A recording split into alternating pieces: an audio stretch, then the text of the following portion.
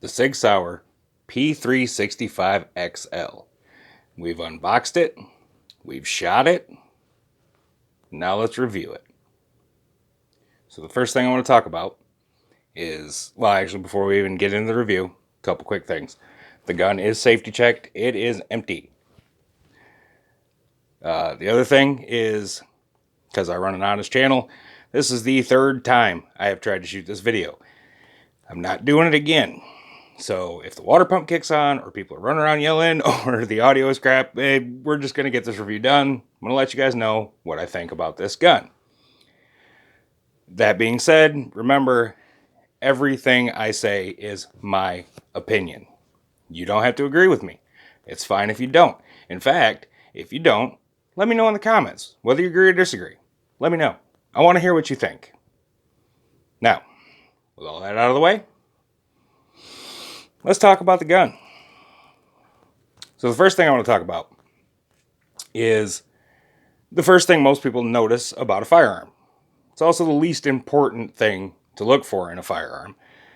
And that's the look of the gun. Now, this gun is not ugly. It's not a high point. But to me, it's also not impressive. It's not pretty. It's matte black. It's polymer framed. It's utilitarian. For a carry gun, hey, that's fine. Carry gun doesn't have to be pretty. It has to function. It has to shoot. We'll get into that, but I'll just say this gun does the important things quite well. So, now that we've talked about the look of it, let's talk about that functionality. Let's talk about the fit. The way this gun feels when you grip it. I'm a big guy. I got pretty big hands. So a lot of your carry guns, I cannot use them. I can use them. I don't like to. They're not comfortable. I've got an EC9S upstairs. It's a good gun. Doesn't fit right in my hand. My girlfriend's little Kimber Solo. Great gun. Doesn't fit right in my hand. This one fits. This one feels good. The ergonomics. Sig did something very right with the ergonomics on this gun. This high beaver tail, the undercut on the trigger guard, makes it so I can get a decent grip on this firearm. Now, to be totally fair, it is on the small side of comfortable for someone with bigger hands. If you got regular sized hands, small hands, this gun's going to fit you. It's going to fit you well. It's not uncomfortable even for somebody like me with bigger hands to shoot. I shoot it very well. It's very comfortable. I can shoot it all day. I have shot it all day. We'll get to that. But the ergonomics, the grip, the way it feels, it's phenomenal. For a small gun, it is truly phenomenal. Sig did something really cool with this thing. They kind of hit that sweet spot between a pocket-sized carry gun and a full-size gun with the way that it grips and feels when you shoot it. Speaking of when you shoot it, though, I will add this. It's a snappy little sucker. It's lightweight compared to my Beretta or my Walther P38. It's got a bit of recoil. Now, for the 365, they have come out with a recoil reduction kit. My brother's got one. He says it's great. We're going to do some videos on that coming up, as well as comparisons between this and that. So if they come out with one for this, I would consider putting it on. Not that the recoil is not that bad. It's handleable. Even for newer shooters, you know, they have not had a problem with this. There's a couple that I've let run rounds through it. It's not, you can handle it, especially if you have a good grip, you know, which this one helps a lot with. Just saying. So yeah, the recoils, it's a little snappy, but still better than like my EC9S. So, you know, look at that. The next thing, let's talk about the sights. Now, I mentioned the sights in my unboxing video. But when I did that, I hadn't shot it yet. So I was just going based on what I had seen when I, looked at one in the store, and then when I unboxed this one. The sights on this thing, these X-Ray 3s, phenomenal. I am half blind without my glasses on. But even then, just the way the sights are shaped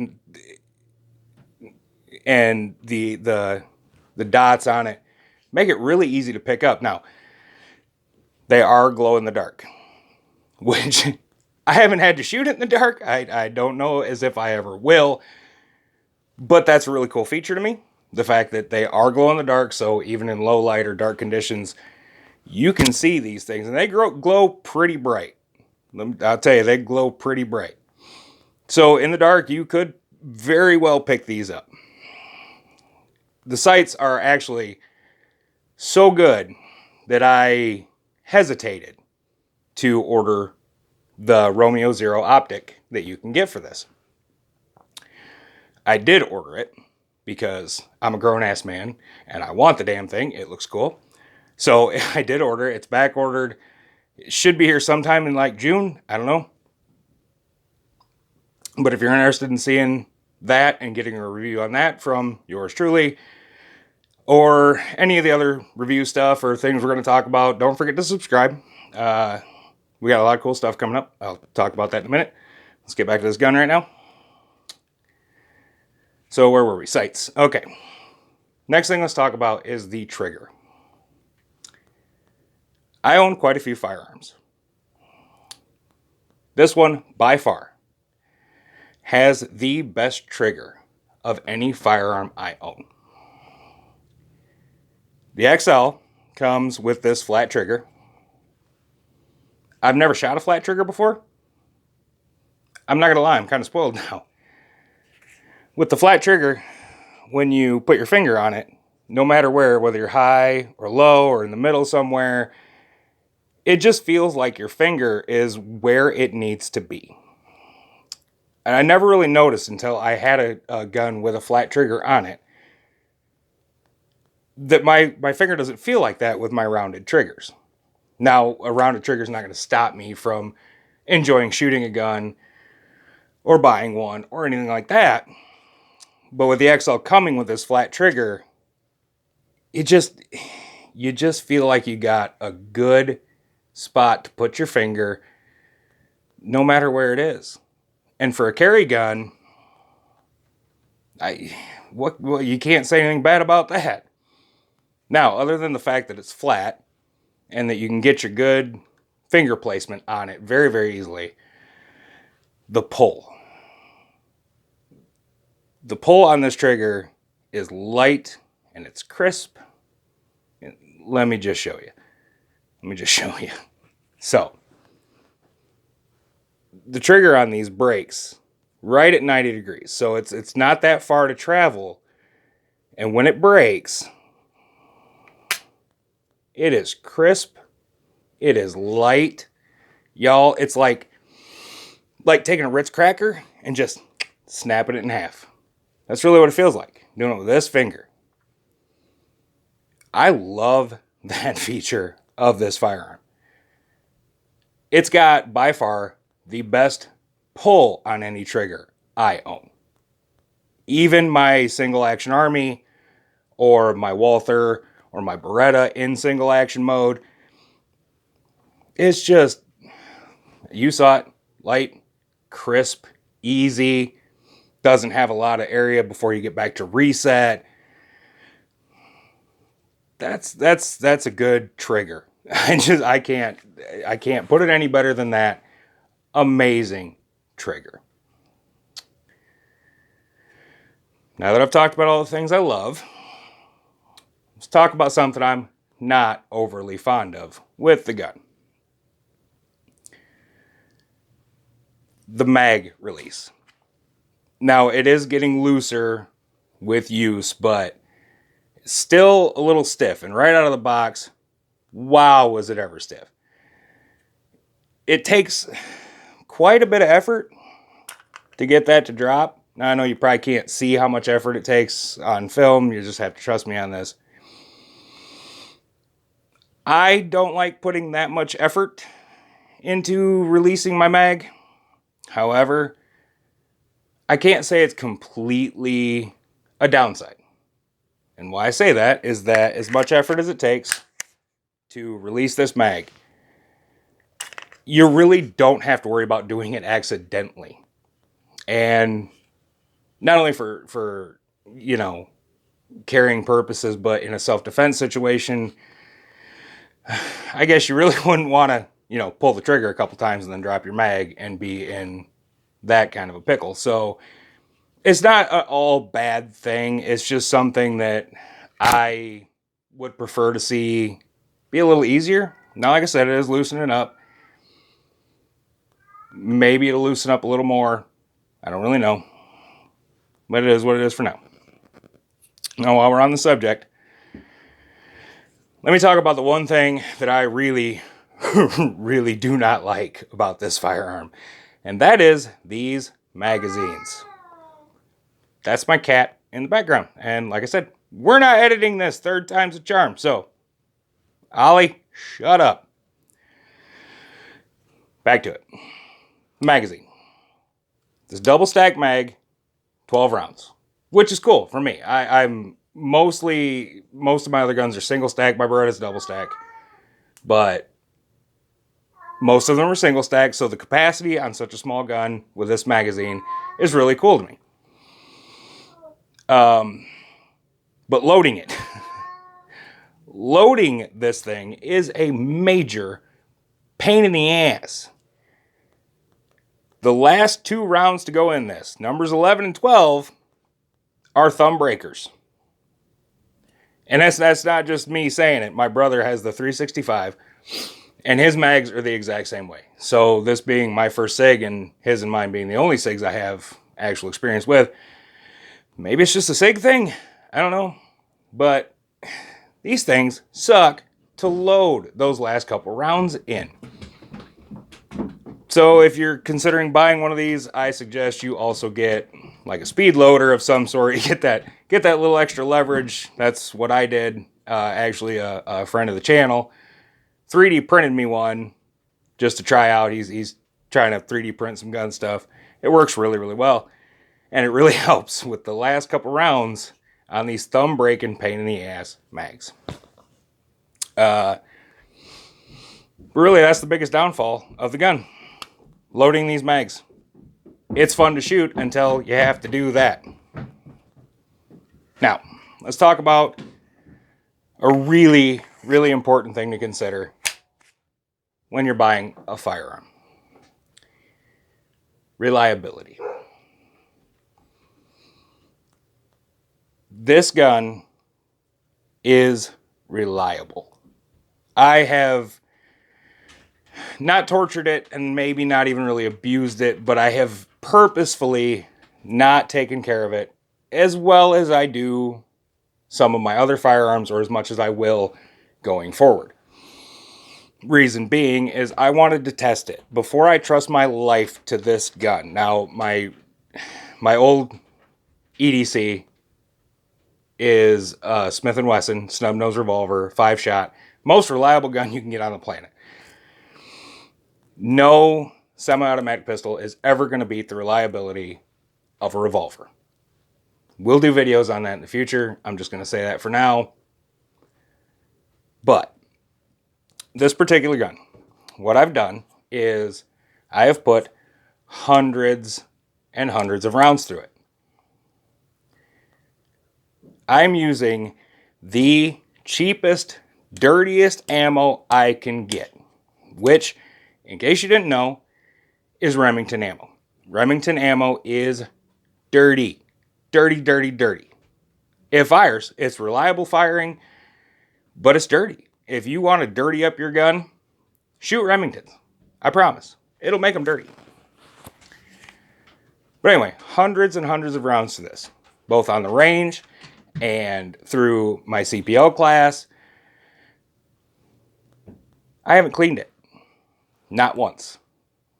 Generally, I'm a fire the weapon, clean the weapon type of guy. I keep my weapons, my guns, my firearms maintained. because if I have to trust my life to them, I want them to work. But in order to test the reliability of it, I've dirtied the hell out of it. Hundreds of rounds, cheap ammunition. Remingtons, Tulamos or Tulamos or however the hell you say it. Just whatever they had cheap, make it dirty, put more rounds in it, fire them. I have not had one jam. I have not had one misfeed. I have not had one misfire. I have not had any issue. Every time I pull the trigger on this firearm, it goes bang. Now that I've ran that test and I am confident in its reliability, I'm going to clean it and I'm going to start taking better care of it like I do all of my other firearms. But I felt it was necessary to run tests like that to see, can it handle being dirty? On other channels, you'll see torture tests. I'm not doing that. This is as close to a torture test as I will get. I don't believe in throwing guns in the mud and kicking water on them. I don't have that kind of money. There's nobody sponsoring my channel. So, best you're going to get out of me is I don't clean a firearm like I usually would. Like I said, this one has survived it. And it survived it well. I have no doubt I could load a mag right now with whatever I want. More of them dirty Remingtons, some Fiocchis, some Blazer Brass, or some high-end Sig Sauer defensive rounds. I'm confident it will shoot them. So, all of that being said, would I recommend this firearm? If you can't guess, the answer to that is absolutely. There's no such thing as a perfect gun. And the things that I don't like about this gun, the overall look, which is, it's not that I don't like it, it's just boring to me. So the overall look, not really a factor one way or the other. The mag drop, that's a good bad. The mags being hard to load, hey look, like I said, get a speed loader or strengthen your thumb. Hey, maybe it'll break in. I don't know. No such thing as a perfect gun. But this one's close. I would 100% recommend this. One thing I did forget to mention, just in case you're looking at this as a should I buy this gun type review, if you're a safety lover, if you do not feel safe carrying a firearm that is hot and ready to rock and roll, these don't have safeties. The XL model does not have safeties. They might come out with one. The P365 came out originally with no option for a manual safety. It has one now. This one does not have that option yet. Personally, if it's a carry gun, I don't want a safety on it. I want it ready to go. I want to put it in my hand. I want to fire. But if that's the thing for you, hey, you might want to look elsewhere. You might want to look at the 365 with the manual safety. Whatever. But if that's not something for you, hey, here it is. 100% recommend this firearm. Like I said, my EDC, which is because I'm still waiting on my CPL to come through, is an open carry. I carry open a lot. Something else we'll talk about on the channel. But it was my little Smith & Wesson. I hate to say it because I'm a revolver lover and I love my little snub nose, but my Sig took its place. It's almost as easy to operate as my revolver. It's nearly as reliable. It's a lot easier to carry. It's lighter weight. When I finally do get my CPL, it's going to be easier to conceal. Despite being a slightly larger than micro or pocket pistol, I've played with it here at the house. It is really easy to conceal inside the waistband, outside the waistband. I even stuffed it down in my boot the other day and was walking around it.